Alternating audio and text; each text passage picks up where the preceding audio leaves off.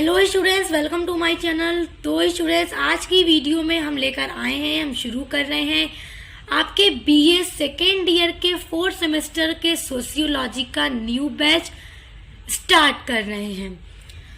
तो जैसा कि हम आपके समाजशास्त्र का न्यू बैच स्टार्ट कर रहे हैं और आपका सिलेबस मैंने आपको बता दिया है। जो नया सिलेबस है एनईपी 2020 के अकॉर्डिंग कि आपको क्या क्या चीज़ें पढ़नी है। तो आज से हम आपका यूनिट नंबर 1 स्टार्ट करने वाले हैं। और जिस तरह पिछले सभी सेमेस्टर में हमने आपके first semester, second semester, third semester में आपके सभी सब्जेक्ट का सिलेबस पूरा अच्छे से कंप्लीट कराया, सभी क्लासेस आपकी आती रही हर यूनिट की, तो उसी तरह इस सेमेस्टर में भी आपको अपने सब्जेक्ट की हर क्लास मिलती रहेगी। तो इसलिए चैनल से जुड़ जाइए। तो चलिए आप शुरू करते हैं आपका आज से unit number 1 BA 4th semester sociology का। सिलेबस आपने नहीं देखा तो लिंक मैं आपको दे दूंगी, देख लीजिएगा। तो देखिए, आपका यूनिट नंबर 1 है विचलन, जिसमें आपको पढ़ना है विचलन की अवधारणा, यानी कि विचलन का क्या कॉन्सेप्ट है। फिर आपको पढ़ना है विचलन का अर्थ और विचलन की परिभाषा की अलग अलग विद्वानों ने विचलन पर क्या क्या अपने विचार दिए हैं। उसके बाद पढ़ना है अपराध एवं किशोर अपराध। अपराध क्या होता है, किस चीज को समाज में अपराध बोला जाता है, सारी चीजें। और किशोर अपराध, सफेद पोश अपराध क्या है, ये सब कुछ यूनिट नंबर 1 में पढ़ना है। तो चलिए शुरू करते हैं। सबसे पहले हम देखते हैं विचलन क्या होता है। तो हम थोड़ा इसके कॉन्सेप्ट को समझते हैं। पहले आप थोड़ा इसका कॉन्सेप्ट समझिए।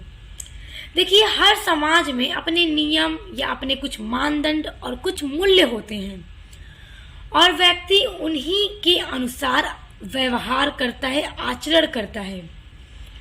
और जब यदि कोई व्यक्ति समाज द्वारा स्वीकृत जो भी नियम हैं, मूल्य हैं या फिर जो भी मान्यताएं हैं, उनके विपरीत व्यवहार करता है और उनको मानता नहीं है, उन नियमों का पालन नहीं करता है, बल्कि उनके विपरीत यानी उल्टा व्यवहार करता है, तो व्यक्ति के इस जो व्यवहार है, तो व्यक्ति के इस व्यवहार को सामाजिक विचलन के रूप में जाना जाता है। और सामाजिक विचलन एक ऐसी अवधारणा है जिसकी प्रकृति हर समाज में और हर बार अलग होती है। यानी कि देखिए, दुनिया में एक समाज नहीं है, प्रत्येक समाज है, अनेकों समाज हैं और हर समाज में जो विचलन है, क्योंकि देखिए प्रत्येक समाज की अपनी अलग अलग संस्कृति है, अपना अलग कल्चर है, अपनी अलग सभ्यता है, अपना अलग परंपरा है, हर समाज की अलग मान्यताएं, हर समाज के अपने अलग अलग रीति रिवाज हैं, परंपराएं हैं। तो उनके विरुद्ध अगर कोई व्यक्ति व्यवहार करता है, उनके विरुद्ध जीता है, तो उसको सामाजिक विचलन कहा जाता है कि वो व्यक्ति विचलित हो रहा है, तो उसी को विचलन के नाम से जाना जाता है। तो वही आपको पढ़ना है। तो ये आपका कॉन्सेप्ट क्लियर हो गया कि विचलन होता क्या है। आइए अब विचलन का अर्थ देखते हैं। अब देखिए, सामाजिक विचलन जो है वो 2 शब्दों से मिलकर बना है, एक वी और चलन, जिसमें वी का अर्थ होता है विपरीत और चलन का अर्थ है व्यवहार। यानी कि जो भी समाज के द्वारा अपने अपने समाज में अपने अलग अलग रूल, नियम, परंपरा, रीति रिवाज, सब कुछ, संस्कृति, सब कुछ अलग है। तो जिस समाज का व्यक्ति अपने संस्कृति के हिसाब से न चलकर, उसके रूल, नियम, मानदंडों का पालन न करके उसके विपरीत व्यवहार करता है, तो उसी को विचलन कहा जाता है। जब व्यक्ति का व्यवहार या जो उसका आचरण है सामाजिक मूल्यों, मान्यताओं या परंपराओं या फिर आदर्श या फिर जो भी प्रतिमान है उस समाज के, उनके अनुकूल नहीं होता, तो व्यक्ति के इस व्यवहार को समाज द्वारा अस्वीकृत व्यवहार या विचलित व्यवहार की श्रेणी में रखा जाता है। यानी कि ये जो व्यक्ति है जो व्यवहार कर रहा है, तो समाज के मूल्य, मान्यताओं, मानदंडों, परंपराओं के अनुकूल नहीं है, उसके खिलाफ चल रहा है, तो समाज उसको स्वीकृत नहीं करता है। क्योंकि हर समाज की अपनी अपनी कुछ अलग अलग रूल, नियम, सब कुछ है जिसको समाज ने एक्सेप्ट किया हुआ है। तो अगर कोई व्यक्ति उसके विपरीत जाता है तो समाज उसको एक्सेप्ट नहीं करता और उसको, उसके व्यवहार को विचलित की श्रेणी में रखता है। इसे ही सामाजिक विचलन कहा जाता है। और सामाजिक विचलन सामाजिक मान्यता के विपरीत आचरण है। यानी समाज की जो मान्यता है उसके विपरीत व्यवहार अगर कोई करेगा तो वो विचलन है, विचलित हो रहा है वो व्यक्ति, जिसे सामाजिक विचलन के नाम से जाना जाता है। तो आइए अब हम परिभाषा देखते हैं अलग अलग विद्वानों के अनुसार विचलन की परिभाषा। देखिए, हार्टन तथा हंट ने अपनी परिभाषा दी है विचलन पर कि सामाजिक मानदंडों के अनुसार व्यवहार न कर पाना ही विचलन है। यानी जो समाज के अपने मानदंड, मूल्य जो कुछ भी हैं, अगर कोई व्यक्ति उनके हिसाब से व्यवहार नहीं कर रहा है तो यानी वो विचलन है। ये किसने कहा? हार्टन तथा हंट ने कहा। देखिए, जब एग्जाम में आपसे इसकी अवधारणा और अर्थ पूछेगा तो उसके साथ आप विद्वानों की परिभाषा जरूर लिखिएगा। ये मैं बार बार आपसे कहती हूँ क्योंकि परिभाषा से आपको नंबर अच्छे मिलेंगे एग्जाम में। दूसरी परिभाषा है क्लिनार्ड के अनुसार। क्लिनार्ड लिखते हैं कि विचलन का संबंध उन परिस्थितियों से है जिनमें व्यक्ति का व्यवहार एक अस्वीकृत दिशा की ओर इस सीमा तक होने लगता है जो समुदाय की सहनशीलता से बाहर हो। किसी समाज का अगर कोई व्यक्ति अपने समाज, समुदाय की जो भी संस्कृति है, मापदंड है, मान्यता है, परंपरा, रीति रिवाज है, तो उसके बाहर हो जाता है, वैसा व्यवहार नहीं कर पाता जिसको समाज ने मान्यता दी है, तो उसको कहा जाता है विचलन। ये किसके अनुसार है? क्लिनार्ड के अनुसार। बड़ी अच्छी परिभाषा है विद्वानों के अनुसार, तो इनको याद कर लीजिए। अब देखिए, रॉबर्ट बेल एक परिभाषा देते हैं, काफी सिंपल सी अच्छी परिभाषा है कि समाज में औसत व्यवहार से भिन्नता प्रकट करना विचलन है। औसत व्यवहार, यहाँ पे थोड़ा समझिए, औसत व्यवहार का क्या कहने का मतलब है रॉबर्ट बेल का? इनके कहने का ये मतलब है कि समाज में जिन चीजों को मान्यता दी गई है, जिस चीजों को समाज ने स्वीकार किया है, तो उसमें कुछ लोग व्यवहार जो करते हैं तो उनके जो औसत हैं, ऊपर नीचे थोड़ा हो सकते हैं, तो उनको भी हम कह सकते हैं कि हाँ, ये मतलब समाज के मान्यताओं के हिसाब से चल रहे हैं, व्यवहार कर रहे हैं। औसत किसी का ऊपर किसी का नीचे हो सकता है, यानी कोई बहुत ज्यादा व्यवहार अच्छा कर रहा है, कोई मतलब उसके आसपास ठीक है, अच्छे से व्यवहार कर रहा है। लेकिन अगर कोई व्यक्ति उन औसत से, उस एवरेज से बाहर एकदम अलग व्यवहार कर रहा है, जिसको हम कहें कि समाज के द्वारा जो चीजें स्वीकार की गई है, मान्यता जिनको दी गई है, पूरा उनसे भिन्न व्यवहार कर रहा है, एकदम अलग व्यवहार कर रहा है, तो रॉबर्ट बेल के अनुसार वो विचलन है। आइए देखते हैं हम, आपका अगला पॉइंट है सामाजिक विचलन की विशेषताएं। देखिए, बड़ा इंपॉर्टेंट है क्योंकि जब एग्जाम में प्रश्न आता है तो इसी तरह से आता है कि सामाजिक विचलन का अर्थ लिखते हुए, परिभाषा लिखते हुए उसकी विशेषताओं का उल्लेख कीजिए। तो आइए इसकी विशेषताएं यानी इसके कुछ फीचर्स या कैरेक्टरिस्टिक्स को हम समझते हैं। देखिए, पहली विशेषता है कि विचलन का संबंध एक विशेष समाज की संस्कृति से होता है। एक विशेष समाज की संस्कृति से, थोड़ा इसको मैं समझाती हूँ आपको एक उदाहरण लेकर। देखिए, दुनिया में तो एक समाज नहीं है, दुनिया में लाखों समाज हैं और हर समाज की अपनी अलग अलग संस्कृति है, अपना अलग कल्चर है, अपने अलग रीति रिवाज है, अपनी अलग मान्यता है।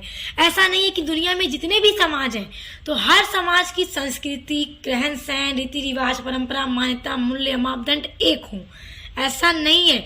हर समाज की अपने हिसाब से है, हर समाज में अलग अलग है। तो हम यहाँ पे सिर्फ 2 समाज का एग्जाम्पल लेते हैं, ठीक है? 2 समाज का आपको समझाने के लिए। यहाँ पर समझिए, एक समाज है ए, यहाँ एक समाज है बी।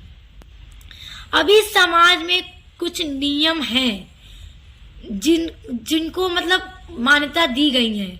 तो अगर इस समाज का कोई व्यक्ति अपनी संस्कृति के हिसाब से व्यवहार न करके अलग तरीके से व्यवहार कर रहा है जो वहाँ की मान्यताओं के खिलाफ है, विरुद्ध है, विपरीत है, गलत है, तो वो व्यक्ति विचलित हो रहा है, तो उसको हम कहेंगे सामाजिक विचलन।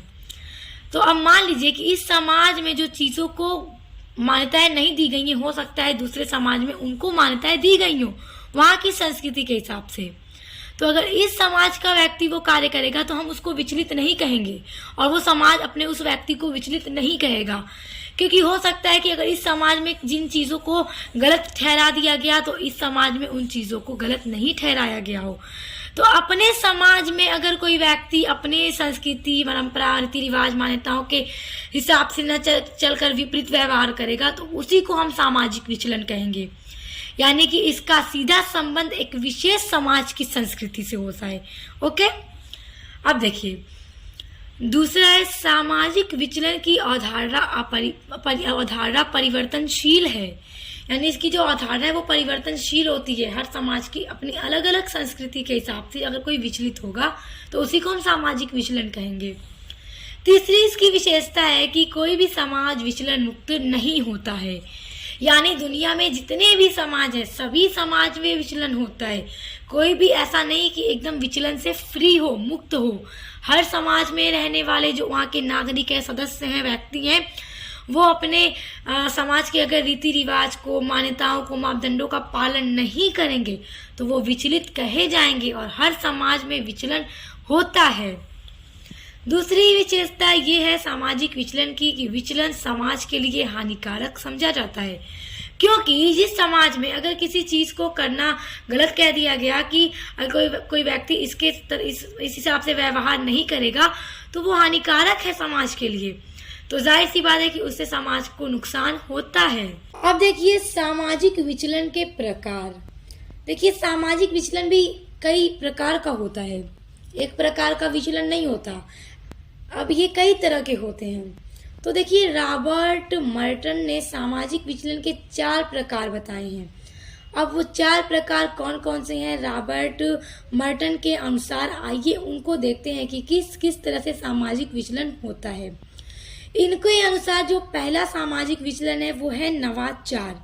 अब देखिए नवाचार किस तरह का विचलन है, पहले हम इसको समझते हैं। देखिए अगर किसी समाज के अंदर किसी लक्ष्य को प्राप्त करने के लिए कोई साधन बताया गया है कि एक कोई समाज है, उसके अंदर कोई साधन बताया गया है कि इस लक्ष्य को प्राप्त करना है अगर किसी व्यक्ति को, तो ये पूरे साधन है, इस साधन से चल करके वो उस लक्ष्य को प्राप्त कर सकता है। तो जो उस समाज में रहने वाले व्यक्ति हैं, तो अगर कि उस समाज द्वारा निर्धारित किए गए लक्ष्य को तो अपना लेते हैं कि हाँ, हमें जो समाज ने लक्ष्य निर्धारित किया है हमें वही लक्ष्य प्राप्त करना है, उसी लक्ष्य को अचीव करना है। लेकिन समाज ने उस लक्ष्य को प्राप्त करने के लिए जो साधन बता दिए हैं पूरे कि हम इस स्टेप को फॉलो करेंगे, इस स्टेप को फॉलो करते करते करते करते उस लक्ष्य तक पहुंच जाएंगे, तो वो उस साधन को एक्सेप्ट नहीं करते हैं।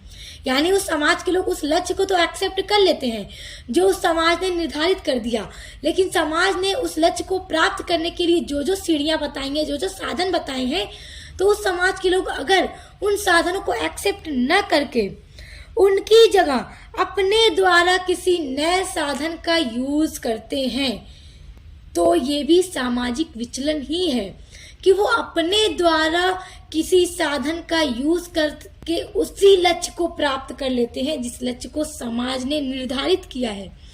तो अब देखिए कि समाज द्वारा निर्धारित किया गया लक्ष्य उस समाज के व्यक्ति ने एक्सेप्ट कर लिया, मगर उस लक्ष्य को प्राप्त करने के लिए जो भी लक्ष्य साधन बताए उस समाज के व्यक्ति ने एक्सेप्ट नहीं किया। भाई नहीं, हम अपने हिसाब से साधन बनाएंगे, हम समाज द्वारा बनाए गए साधनों को फॉलो नहीं करेंगे, लक्ष्य वही होगा हमारा, मगर हम साधन खुद का यूज करेंगे, अपने द्वारा साधन बनाएंगे। तो ये एक तरह का सामाजिक विचलन ही है। तो देखिए इस तरह से अगर कोई व्यक्ति उसी लक्ष्य को अपने द्वारा साधन बना करके उस लक्ष्य को प्राप्त करता है, तो वो समाज द्वारा जो भी नियम बनाए गए हैं उनका उल्लंघन करता है। तो समाज उन साधनों को एक्सेप्ट नहीं करता जो व्यक्ति अपने द्वारा बना करके उस लक्ष्य तक पहुंचता है। हो सकता है कि धीरे धीरे बाद में कभी उस साधन को एक्सेप्ट कर लिया जाए, लेकिन जिस टाइम वो एक्सेप्ट नहीं किया है समाज ने, तो समाज उसको एक्सेप्ट नहीं करता। अब देखिए दूसरा रॉबर्ट मर्टन के अनुसार जो सामाजिक विचलन है वो है पलायनवाद। देखिए पलायनवाद किस तरह का विचलन है, इसको समझते हैं थोड़ा। देखिए अगर किसी समाज के द्वारा किसी लक्ष्य को निर्धारित कर दिया गया और लक्ष्य के साधनों को भी बता दिया गया, लेकिन उस समाज में रहने वाले जो व्यक्ति हैं उस लक्ष्य के भी प्रति और उस साधनों के प्रति उदासीन हैं, तो उसको बोला जाता है पलायनवाद। यानी कि समाज ने लक्ष्य भी बताया है, लक्ष्य के साधन भी बताया है, मगर समाज में रहने वाले लोगों को न लक्ष्य से कोई फर्क पड़ता है ना उस साधन से। भाई वो अपने हिसाब से जिंदगी जैसे जी रहे हैं, जिंदगी मजे से चल रही है, चलने दे रहे हैं। मतलब उस लक्ष्य को प्राप्त करने के प्रति कोई उत्साहित नहीं है, कोई उन साधनों पर ध्यान नहीं दे रहा है, तो उनके प्रति वो व्यक्ति मतलब कि समाज के लोग अगर उदासीन है तो उस तरह के विचलन को पलायनवाद या फिर उदासीन विचलन कहा जाता है। अब देखिए तीसरा जो विचलन इन्होंने बताया वो है परंपरावादिता। देखिए इसमें क्या होता है कि इसमें व्यक्ति केवल परंपरा के रूप में कुछ नियमों का ही पालन करना अपना कर्तव्य के रूप में देखता है और विभिन्न प्रकार की जो कुरीतियां हैं, रूढ़ियां हैं, अंधविश्वास से संबंधित जो भी व्यवहार है उनका पालन करना इसी तरह का विचलन है। यानी कि उस विचलन को परंपरावादिता कहते हैं। उसके बाद अगला है विद्रोह। अब देखिए इसमें होता है कि जब कुछ व्यक्ति समाज द्वारा जो भी लक्ष्य निर्धारित किए गए हैं और उन्हें प्राप्त करने के लिए जो भी तरीके बताए गए हैं तो उन तरीकों को वो अनुपयोगी मानता है। यानी कि समाज ने जो लक्ष्य बता दिया और उस लक्ष्य को प्राप्त करने के लिए जो भी तरीके बता दिए, तो अगर कोई व्यक्ति उस समाज में रहने वाला उन तरीकों को कहता है कि यार एकदम यूजलेस है, कोई अच्छा तरीका नहीं है, और उन्हें इस तरह से बदलने की कोशिश करता है, यानी वो अपने मनमाने उद्देश्यों को पूरा कर सके, यानी समाज द्वारा बताए गए तरीकों का उल्लंघन कर देता है कि ये सारे अनुपयोगी हैं, ठीक नहीं है, और अपने मनमाने उद्देश्यों को पूरा करने में लगा होता है, तो उस तरह के विचलन को विद्रोह कहा जाता है। तो ये कुछ सामाजिक विचलन के प्रकार हैं जो आपके एग्जाम के दृष्टि से महत्वपूर्ण है। तो आई होप आप इसको आप देखिए स्टूडेंट्स, आज की वीडियो में हमने आपका विचलन की अवधारणा, अर्थ, परिभाषा और इसके प्रकार के बारे में पूरा अच्छे से पढ़ लिया, समझ लिया। आई होप आपको बहुत अच्छे से समझ आ गया होगा। तो ये था आपके यूनिट नंबर 1 का पार्ट 1। नेक्स्ट वीडियो में हम अपराध के बारे में सब कुछ पूरा डिस्कस करेंगे। तो नेक्स्ट वीडियो के लिए आप चैनल को सब्सक्राइब करके बेल आइकन को प्रेस कर लीजिए ताकि आने वाली वीडियोस के नोटिफिकेशन आपको मिलते रहें। तो अब मिलते हैं नेक्स्ट वीडियो के साथ।